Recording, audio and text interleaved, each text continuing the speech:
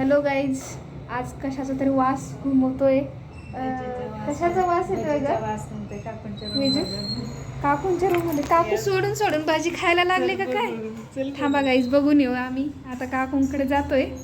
भाजी केले, वाव छान केलेत की. सजावट पण केलाय का त्याला? हो. असा पाऊस येतोय म्हणजे भाजीचं पण टेस्ट पण भारी असणार. काय? भाजीचं स्मेल तर रूम मध्ये भारी मग शेवटी सुगरण आहेत बाई, ते सुगरण आहेत. सुगरणचं म्हणल्यावर येणार की काय ते रिम झिम झिम पाऊस आणि भजी, कांदा भजी. छान हो. ते सॉस मध्ये पण टाकलंय काय? छान छान. तर काय म्हणलं काकू? माझ्याकडे मेसचे डबे आहेत ना, त्या मुलांना खायची होती भाजी. तुमचे लेकरं वय. अगो बाई, तुमच्या लेकरांसाठी काय काय भजी, स्पेशल कांदा भजी, रिम पावसासोबत कांदा भजी खायचं.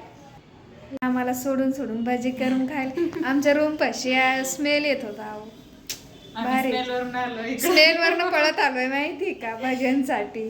काकू असं करताय काय? नाही, तुम्हाला पण देणार ना. नाही, स्मेलच पोट भरला. अहो खरंच. आमच्या सोबतची एक पार्टनर गेली. अहो कुठे गेली की काय मी, वडापाव खाण्यासाठी गेली. खरं ती पण गेली बघा सोडून सोडून.